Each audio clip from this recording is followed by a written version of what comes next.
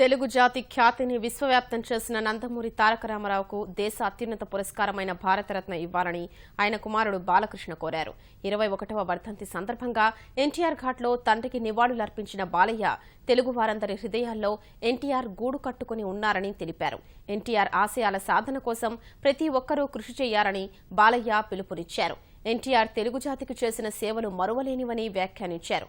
అంతకుముందు రసూల్పురాలో ఎన్టీఆర్ చిత్రపటానికి తెలుగుదేశం నాయకులతో కలిసి బాలకృష్ణ నివాళులర్పించారు.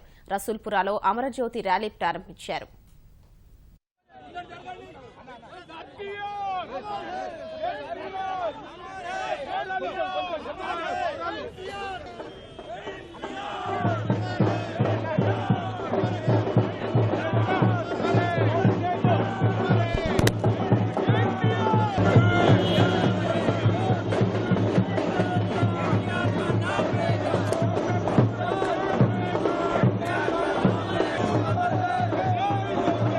ఎన్టీఆర్ గారు నింగి గేగి అప్పుడే 27 సంవత్సరాలు పూర్తయింది. ఈ భూమి మీద ఎందరో పుడతారు గెడతారు, కానీ అందరు మహానుభావులు కాలేరు. ఒక మనిషి మహోన్నత విజయపథంలోకి నడవాలంటే, అత్యున్నత శిఖరాలకి ఎదగాలంటే సత్సంకల్పం కావాలి, అకుట దీక్ష పునాలి, నీ దారిలో నువ్వు నడవాలి.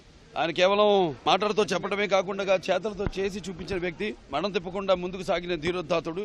ఎటువంటి వ్యతిరేక పరిస్థితులకి అలాగే తెలుగు ఆత్మాభిమానాన్ని కాపాడిన మహానుభావుడు, అలాగే తెలుగు వెలుగును ప్రపంచం నలుమూలలా ప్రసరింపజేసిన మహానుభావుడు నందమూరి తారక రామారావు గారు. ఎన్టీఆర్ అంటే కేవలం నందమూరి తారక రామారావు గారే కాదు, అదొక శక్తి.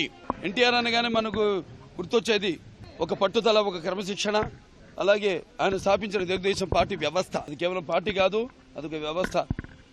ఇవాళ తెలుగుదేశం పార్టీకి ఉన్నంత కేడర్ కార్యకర్తలు ఇంకే పార్టీకి ఎక్కడ ప్రపంచంలోనే లేరండంలో ఎటువంటి అతిశయోక్తి లేదు.